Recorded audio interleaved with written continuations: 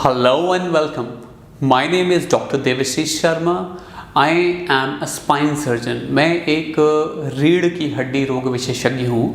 मैं नोएडा, आगरा, बुलंदशहर, ग्रेटर नोएडा और दिल्ली एरियाज़ में कार्यरत हूँ।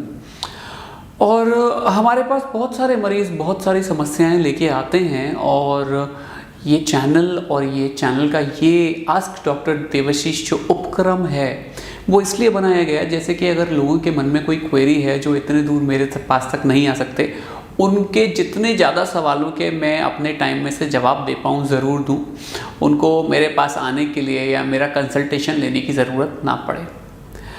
हालांकि मैं सारे लोगों के जवाब नहीं दे सकता, लेकिन जितने लोग भी मेरे से सवाल पूछते हैं मैं कोशिश करता हूँ ज़्यादा से ज़्यादा जवाब दे पाऊँ, ज़्यादा से ज़्यादा वीडियोस बना पाऊँ, जैसे कि लोगों को सहूलियत हो पाए।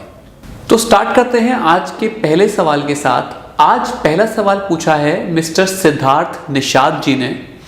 उन्होंने ये पूछा है कि उनको L5S1 में डिस्क है और जो दर्द है उनके पैर के पीछे की सतह में होते हुए निचली सतह में जाता है और उनको दवाइयों से कोई फ़ायदा नहीं हो रहा, तो उनको क्या करना चाहिए? तो सर देखिए, अगर आपको फ़ायदा नहीं हो रहा है दवाइयों से तो आपको अपने डॉक्टर से इस बारे में डिस्कस करना चाहिए जो कि स्पाइन सर्जन हो, और आपको उनसे इंजेक्शंस के बारे में पता लगाना चाहिए। आपको फिजियोथेरेपी, कायरोप्रैक्टर्स से मिलना चाहिए और डिपेंड करता है कि कितने दिन आप इलाज ले चुके हैं। यदि आपको लगता है आपको कुछ हफ्ते ही हुए हैं तो आपको अभी रुकना चाहिए, कुछ दिन रेस्ट लेना चाहिए और जितनी भी अल्टरनेटिव थेरेपीज़ हैं जैसे योगा हुआ, कायरोप्रैक्टिस हुई, फिजियोथेरेपी हुई, ये सब लेना चाहिए। इन सब से भी ठीक ना हो तो अपने डॉक्टर से आप स्पाइनल इंजेक्शंस के बारे में पता लगा सकते हैं। आजकल कुछ और भी नए इंजेक्शंस आ गए हैं जिनको डिस्टल चैनल सोडियम ब्लॉक्स कहते हैं। ये बहुत इफेक्टिव होते हैं। हम रेगुलरली अपनी ओपीडीज़ में कई सारे मरीजों को ये लगाते हैं और कई सारे मरीजों के डिस्क का पेन इसी से ठीक हो जाता है। हालांकि सर ये मानना भी ज़रूरी है कि सारे पेशेंट्स जो मैंने जितनी भी मोडालिटीज़ बताई हैं अभी तक इनसे ठीक नहीं होते और कुछ मरीज़ों को सर्जरी की ज़रूरत पड़ती है। हालांकि सर्जरी अब बहुत सिंपल हो गई है और इसको एंडोस्कोपी के माध्यम से किया जा सकता है और इससे बहुत अच्छा रिजल्ट मरीजों को दिया जा सकता है। हम बहुत सारे पेशेंट्स की एंडोस्कोपी करते हैं, ट्रांसफोरामिनल एंडोस्कोपी करते हैं, इंटरलैमिनर एंडोस्कोपी करते हैं और बहुत बढ़िया रिजल्ट्स इसके हमारे पेशेंट्स को मिलते हैं। तो मेरा मानना ये है कि अगर आपको इस तरह की कोई भी प्रॉब्लम है तो आपको अपने डॉक्टर से मिलना चाहिए और डिसाइड करना चाहिए कि आप पे कंजर्वेटिव थेरेपीज़ काम करेंगी, इंजेक्शन थेरेपीज़ काम करेंगी, या फिर अब टाइम आ गया है आपको जब एंडोस्कोपी के बारे में या माइक्रो सर्जरी या जो भी आपके डॉक्टर अगर ओपन सर्जरी प्रेफर करते हैं तो उसके बारे में सोचना चाहिए। Thank you very much. Next सवाल अपूर्व मेहता जी ने पूछा है और उन्होंने ये पूछा है कि सर आपके यहाँ ट्रांसफोरामिनल एंडोस्कोपी और या इंटरलैमिनर एंडोस्कोपी होता है? तो अपूर्व मेहता जी, मैं आपके सवाल के माध्यम से अपने सारे दर्शकों को बताना चाहता हूँ इन दोनों चीज़ों के बारे में थोड़ा सा। ट्रांसफोरामिनल एंडोस्कोपी जो होता है वो रीढ़ की हड्डी के एक छोटे से छेद से किया जाता है जो कि साइड से करते हैं हम लोग, जिसमें कि रीढ़ की हड्डी के आप साइड से जाते हो ना कि बिल्कुल पीछे से। इसकी खासियत ट्रांसफोरामिनल एंडोस्कोपी ये है कि इसमें बेहोशी की ज़रूरत नहीं पड़ती। आप बिना किसी खतरे के आराम से ट्रांसफोरामिनल रूट से सिर्फ सुन करके अंदर जाते हैं, मरीज पूरे टाइम होश में रहता है और आप सर्जरी कर सकते हैं। और इंटरलैमिनर एंडोस्कोपी ये मान लीजिए कि जो एंडोस्कोप हम साइड से नहीं पीछे से जाके सर्जरी करें उसको हम इंटरलैमिनर एंडोस्कोपी कहते हैं।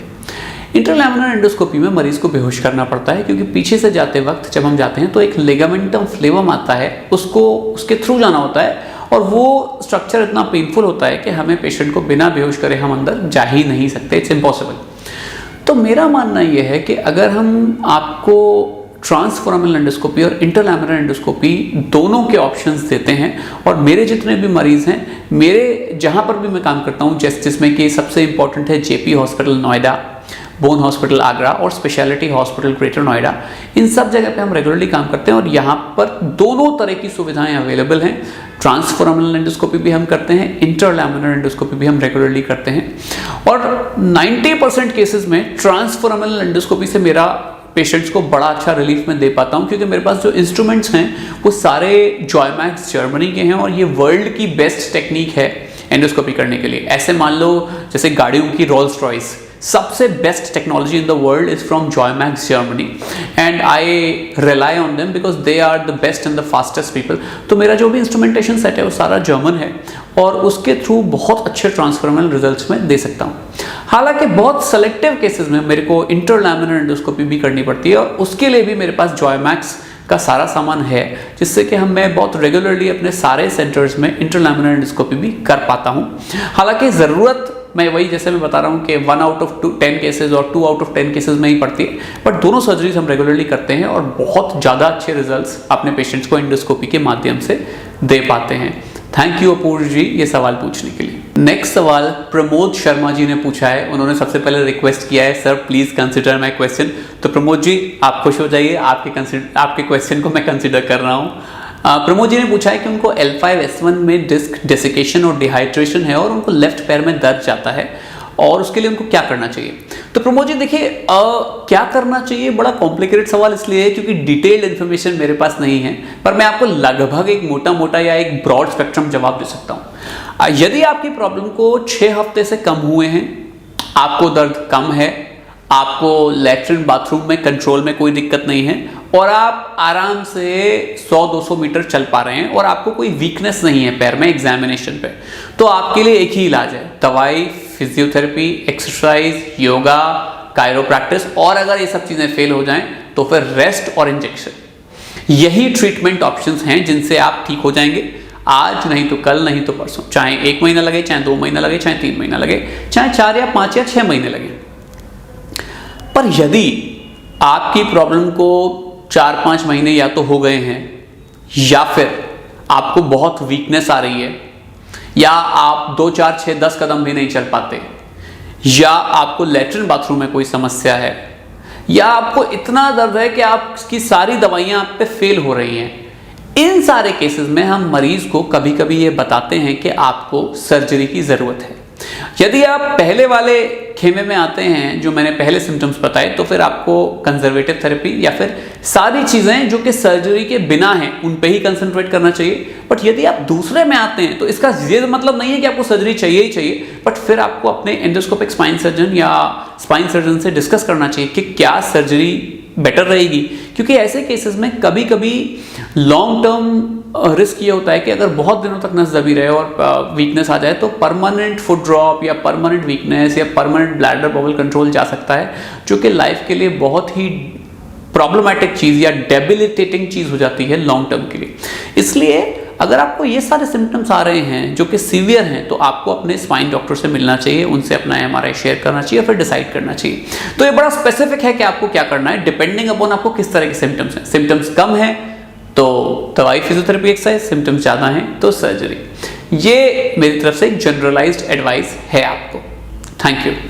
नेक्स्ट सवाल पूछा है, उन्होंने नाम तो नहीं बताया, पर उन्होंने पूछा है कि उनको बैक साइड में और लेफ्ट साइड में पेन होता है, वो क्या करें। तो देखिए जो लोअर बैक में लेफ्ट साइड में पेन हो सकता है वो 2 कारण से हो सकता है।